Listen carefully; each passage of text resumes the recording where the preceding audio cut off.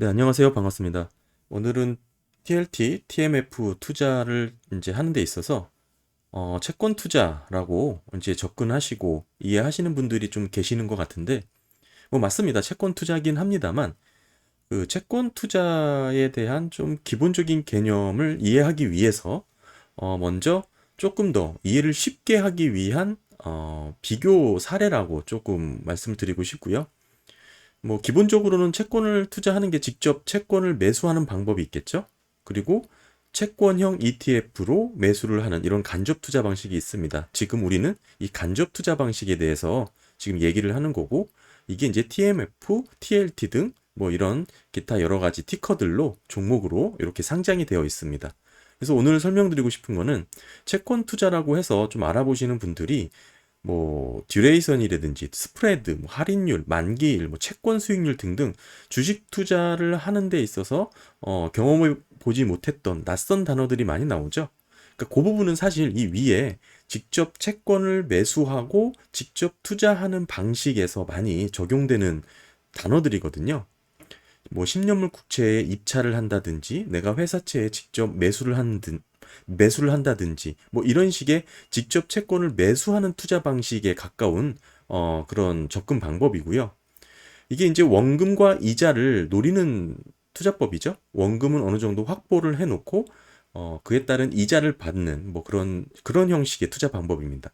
근데 지금 저희가 계속 알아보고 있는 TMF라든지 TLT는 이 아래 채권형 ETF를 매수하는 간접 투자 방식입니다. 이 방식은 오히려 주식에 가까워요. 그렇기 때문에 오늘은 이 TMF 관련된 내용을 이해하기 쉽게 주식에 한번 비교를 해서 한번 설명을 드려보려고 합니다. 아주 어, 초보 입장에서 주린이 입장에서 접근하는 그런 개념이 될 것 같고요. 기본적으로 그냥 주식 투자의 한 종목이다라고 생각을 하시고 이해하실 수 있게끔 한번 설명을 드려보도록 하겠습니다. 예, 제가 차트 하나를 갖고 왔는데요. 뭐 한 종목입니다. 종목이라고 설명을 할게요. 차트입니다. 아주 오랫동안 우상향하는 아주 건실한 모습을 보여주고 있죠. 뭐 지금 최근 들어서 뭐 큰 폭의 지금 하락이 좀 잡히고 있고요. 뭐 그렇긴 하지만 지금 보시면 좀 역사장 저점을 이탈한 부분이 좀 보이죠. 어찌 보면 과매도 국면이라고도 표현할 수가 있을 것 같고, 크게 하락한 요 음영 부분만 조금 더 확대를 해보겠습니다. 네, 아까 그 음영 부분을 확대한 차트입니다. 뭐 이렇게 꾸준히 뭐 우상향, 변동성은 있지만 꾸준히 우상향을 하던 종목이 갑자기 최근 들어 뭐 지금 추세선을 이탈해서 크게 하회를 했죠. 네, 이 모습입니다. 여기서 물린 분들은 지금 주가를 뭐 주가라고 표현을 할게요. 여기서 물린 분들은 지금 시세가 한 87% 정도 손실이 난 겁니다. 이렇게까지 두들겨 맞으신 분들이 계실까, 지금 보유하신 종목 중에 있을지는 모르겠지만 상당한 하락세를 보이고 있는 종목이고요. 뭐 지금은 뭐 바닥을 뭐 찍고 올라가는 모습인지, 뭐 또는 뭐 쌍바닥을 그리는 모습인지 뭐 조금 더 지나야 확인이 될 것 같은데, 현재는 뭐 지금 이렇게 여기 포지션에 이제 위치를 하고 있어요. 자, 지금 장기 시계열로 봤을 때 우상향하던 종목이 최근 지지선을 이탈해서 크게 하회해서 큰 폭으로 떨어졌습니다. 요 떨어진 원인을 한번 살펴봐야겠죠. 네, 이렇게 주가 흐름을 보이는 기업의 종목의 회사 이름이 미국 연준입니다. 정부기관이에요. 뭐 안정적인 것 같고 그렇게 꾸준히 주가가 우상향하는 그런 패턴을 예상할 수 있겠죠. 뭐 어떤 사업을 하냐? 화폐를 인쇄하는 뭐 그런 일을 합니다. 달러를 이렇게 프린트하는 그런 일을 하는 것이죠.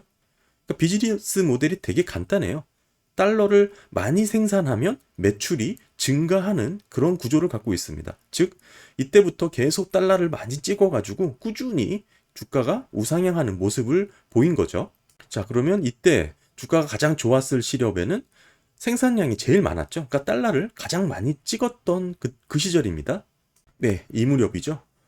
이 종목의 이제 사업 구조가 아까 말씀드렸다시피 달러를 많이 인쇄하면 실적이 좋아지는 구조예요. 그러니까 이때는 되게 많이 찍어가지고 주가가 되게 좋았죠. 그런데 주가가 이렇게 왜 쭉 빠졌냐, 이렇게 큰 폭으로 이렇게 하락을 했나, 이렇게 원인을 살펴봤더니 물가가 올라서 생산 비용이 많이 올랐어요. 뭐 충분히 이해가 되시죠, 지금? 얼마나 올랐다니 좀 살펴보니 이때 실적이 좋았을 무렵에는 그러니까 원가 비용이 0에서 0.25%밖에 되지 않았습니다. 사실 0%에 가까워서 그냥 찍으면 찍는 대로 다 수익이 잡혔어요. 당연히 주가가 좋아졌겠죠. 근데 물가가 오르다 보니까 원가 비용이 높아져서 지금은 원가 비용이 5%에서 뭐 6% 가깝게 갈 수 있다. 뭐 이런 얘기가 나오고 있습니다. 흉흉한 얘기가 나오고 있죠. 당연히 생산량이 줄게 되고 원가 때문에 이렇게 주가가 뚝 떨어지게 됐죠. 실적이 이렇게 큰 폭으로 하회하게 된 겁니다. 예전에는 찍으면 찍는 대로 전부 실적으로 잡혔어요. 왜냐하면 원가 비용이 너무 낮았어요. 그런데 지금은 예전만큼 못하죠. 비용이 너무 많이 올라서 생산을 많이 못해요. 그러다 보니까 이렇게 쭉 주가 실적이 이렇게 떨어졌다. 이렇게 좀 이해를 할 수가 있겠죠. 그러니 이렇게 호시절에 비해서 당연히 뭐 돈을 못 버니까 주가가 뚝 떨어진 거랑 똑같은 뭐 이치입니다. 뭐 잘 아시겠지만 사실 여기서 말하는 이 원가 비용이라는 게 기준금리입니다. 그러니까 기준금리를 계속해서 올렸기 때문에 이 원가 비용이 늘어나서 점차 5%까지 상승한 것이죠. 당연히 주가 측면에서는 실적이 줄기 때문에 이렇게 주가가 흐르게 되는 건 당연한 것이죠. 그렇다면 우리는 두 가지 생각을 해볼 수가 있습니다. 이 회사는 망하는 거 아닌가? 그렇죠. 이 차트를 보면서 이 회사 망하는 거 아니야? 생각해 볼 수가 있겠고요. 두 번째는 뭐 이렇게 주가가 흐른 게 혹시 경쟁사들이 또 출연한 거 아닌가? 뭐 이런 의심을 또 할 수가 있겠죠.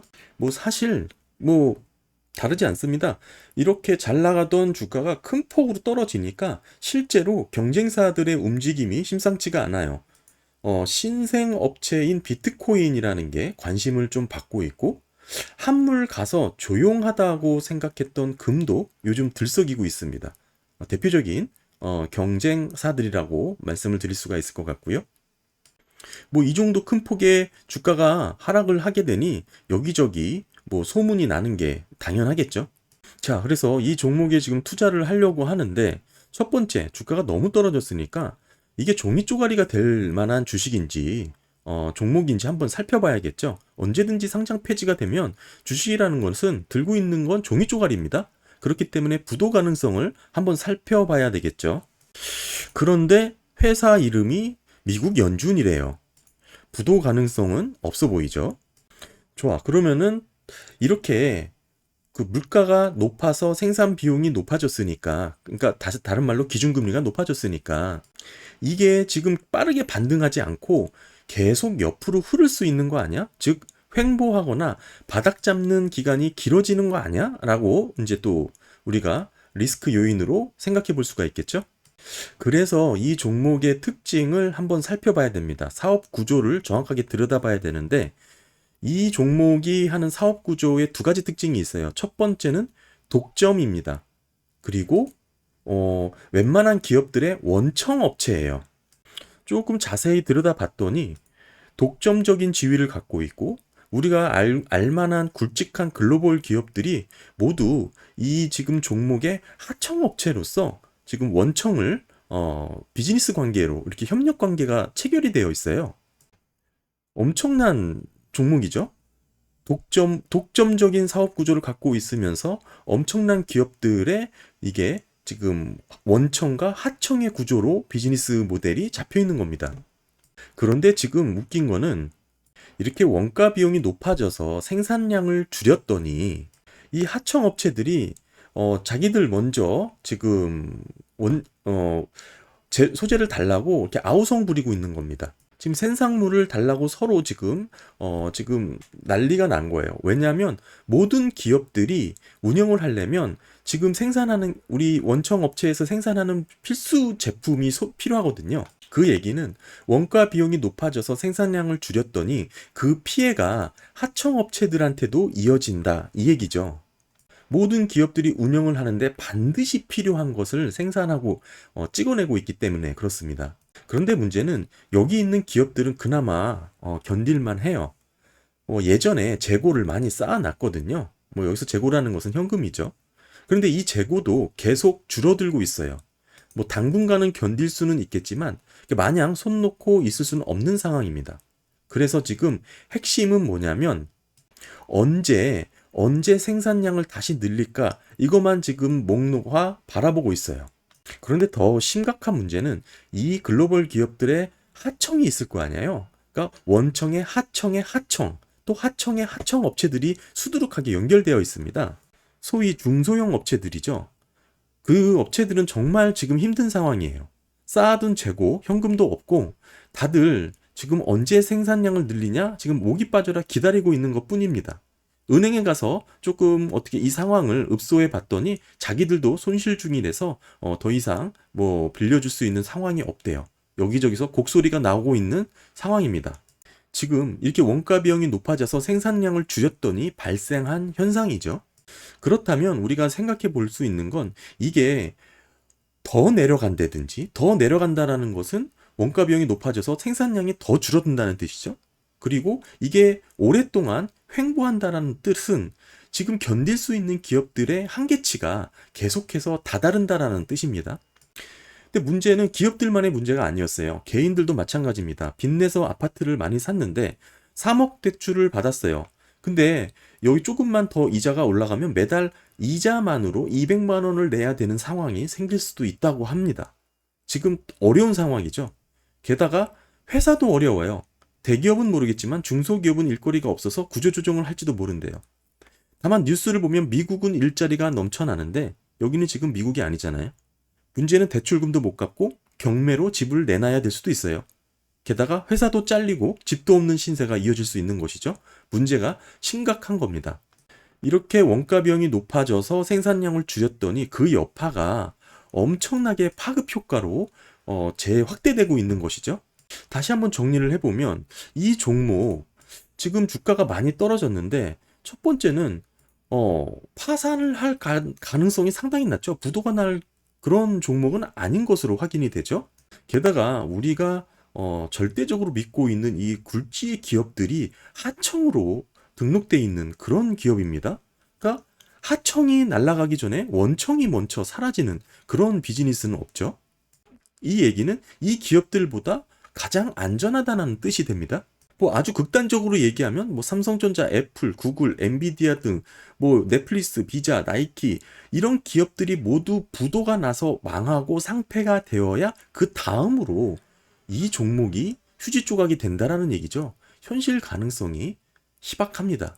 게다가 지금 원가 비용이 높아져서 생산량을 줄였더니 세계 경제가 여기저기서 삐끄덕대고 지금 난리도 아닙니다. 어디서 탈이 나도 이상하지 않은 상황이 벌어진 것이죠. 자, 그렇다면 엄청난 장기 시계열로 봤을 때 이 지금의 폭락 구간은 매수 타이밍이 되지 않을까 싶은 생각을 갖고 있고요. 탄탄한 부도 가능성이 없는 탄탄한 신용 등급의 글로벌 기업들을 하청으로 관리를 하고 있는 엄청난 비즈니스, 독점력과 수많은 기업들을 하청 관계로 엮고 있는 독특한 비즈니스 구조. 이 종목이 바로 TMF, TLT입니다. 조금 더 구체적으로 세분화시키면 이 기업은 한 3개 정도의 자회사가 있어요. 자회사가 있는데 특히 지금 가장 돈을 잘 벌고 가장 리스키하고 성장주 스타일의 우리가 지금 종목이라고 보시면 되겠습니다. 이 차트는 결국은 10년물 그 시장 수익률, 채권 수익률을 제가 뒤집은 겁니다. 미국 금리와 결국 채권 수익률의 가격, 그리고 채권 가격은 반대로 움직이게 되죠. 마찬가지입니다. 그렇기 때문에 뒤집어서 이게 주가 차트라고 설명을 하면 이해가 더 빠르죠. 그러니까 우리가 바라는 건 이 금리가 내려가서, 즉 이 원가 비용이 좀 내려가서 이 생산량을 좀 늘리는 게 낫지 않냐, 이걸 기대를 하는 것입니다. 물론 지금 주가처럼 설명을 드리면서 뭐 실적이라고 하는 어떻게 보면 생산량을 중심으로 이렇게 주가 차트를 설명했지만 뭐 주식과 비슷합니다.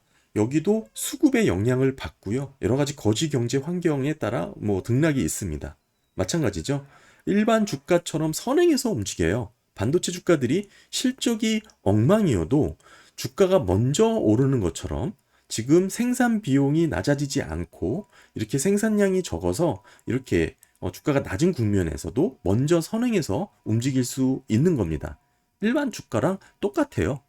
아까 짧게 설명드렸지만 이 종목이 갖고 있는 3개 정도의 자회사 중에 저희가 중점적으로 살펴보고 있는 건 이 장기채라는 부분입니다. 어찌 보면 갖고 있는 것 중에 가장 성장주 개념이에요. 리스크가 큰 만큼 수익도 큽니다. 이게 채권형으로 바꾸면 듀레이션이 길다. 그렇게 얘기를 해요. 그만큼 리스크가 높고 레버리지가 이미 반영이 된 그런 상품이에요. 근데 여기에 우리는 3배를 추정하는 레버리지로 TMF라는 종목을 투자를 하고 있는 것이죠. 기간이 더 길어진 만큼 위험 요인이 있는데 이게 듀레이션이 더 길다. 단순히 만기만 이렇게 놓고 보는 게 아니고 거기에 이제 받게 되는 이자분도 감안을 해야 됩니다만 여기에 우리는 또 3배라는 것을 레버리지로 줘가지고 엄청난 수익을 추정하게 되는 그런 상품에 투자를 하고 있는 겁니다. 그게 지금 제가 계속해서 말씀드리는 이 TMF라는 이 종목이고요. 이 지금 ETF고요. 이 차트입니다. 아까 제가 말씀드린 거랑 좀 비슷하죠. 하지만 변동성이 이렇게 크게 잡히는 3배 레버리지 상품이고요. 제가 말씀드리고 싶었던 것은 채권 투자라고 해서 지금 너무 복잡하게 접근하지 마시고 우리가 직접 채권을 매수하는 투자 방식이 아닌 ETF를 간접 방식으로 투자하는 것은 사실 주식 투자하는 거랑 매우 흡사하고 거의 유사합니다. 쭉 떨어졌으니까 쌀 때 사고 오르면 팔면 그만이에요. 그 이상 이하 아무것도 아닙니다. 그래서 지금 보시면 TMF의 차트고 우리가 투자하고 있는 이 TMF는 어찌 보면 미국 국채를 장기채를 대상으로 추정하는 ETF이기 때문에 생각보다 그렇게 리스크 요인이 높지 않다. 물론 변동성이 큰 만큼 금리가 횡보하거나 또는 금리가 계속해서 상승하는 경우는 큰 손실이 발생할 수도 있겠죠. 따라서 우리가 이제 금리의 방향이라든지 뭐 연준의 스탠스에 대해서 잘 살펴보고 그렇게 대응을 하고 있는 겁니다. 뭐 다시 한번 정리해서 말씀을 드리면 이렇게 장기 시계열로 봤을 때 꾸준히 우상향하던 이 종목은 최근에 추세를 이탈하고 좀 과매도된 국면이 있습니다. 그 차트만 확대해서 봤더니 뭐 이렇게 쭉 원가 비용이라는 게 높아져서 생산량을 급격하게 줄였다고 합니다. 비용이 높아지니까 남는 게 없어서 실적이 줄겠죠? 따라서 주가도 이렇게 쭉 흐른 겁니다. 근데 이게 유지될 수 있는 수준이냐 봤더니 연결돼 있는 비즈니스 구조, 사업 구조, 경제 상황이 너무 복잡하고 너무나 연약하고 취약한 부분들도 많이 지금 드러나고 있는 거죠. 따라서 기준금리가 좀 낮아져서 그러니까 원가 비용이 좀 줄어서 높아지면 생산량을 늘리겠고 따라서 그러면 이 지금 투자한 것도 이렇게 수익률이 높아지는 그런 지금 모습을 기대하면서 투자를 하고 있는 겁니다. 뭐 간단하게 채권형 ETF를 간접 투자하는 방식에 대해서 그러니까 뭐 사실 주식 투자랑 비슷하기 때문에 최대한 우리가 지금 주식 투자하는 개념으로 제가 차트를 뒤집었습니다. 원래는 이 모습이 아니고 이게 이렇게 뒤집어진 모습이죠. 여기에 이제 좌우로 바뀐 그런 모습이 사실 지금의 수익률 차트죠. 뭐 이렇게 좀 이해해서 보시면 좋을 것 같고요. 이게 금리는 오르면 수익률이 오르면 채권 가격은 떨어진다. 뭐 그 얘기랑 똑같은 얘기입니다. 네, 오늘은 너무 좀 복잡해 보일 수 있는 채권 투자에 대해서 좀 되게 단순화해서 뭐 주식을 투자하시는 그런 아주 단조로운 비즈니스 모델을 중심으로 한번 이렇게 말씀을 드렸고 쭉 보셨으면 이게 생각보다 뭐 그렇게 엄청나게 뭔가 뭐 위험 요인이 있다든지 또는 뭐 리스크 요인을 가져간다라고 보기에는 좀 어렵겠죠. 뭐 개인에 따라서는 뭐 3배가 아닌 뭐 그냥 어 TLT로 하시게 되면 뭐 그렇게 큰 변동성 없이 뭐 이렇게 대응하실 수 있을 것 같고요. 이런 상황에 주식을 투자하는 것보다는 채권에 더 관심을 가져야 되는 거 아니냐는 얘기가 지금 이래서 이렇게 나오고 있는 겁니다. 네, 오늘 채권 뭐 투자하는 방법에 대해서 뭐 좀 구분을 해봤고 뭐 주식 투자를 하시는 분들이 많았기 때문에 그런 차원에서 한번 비유를 해서 설명을 드려봤습니다. 감사합니다.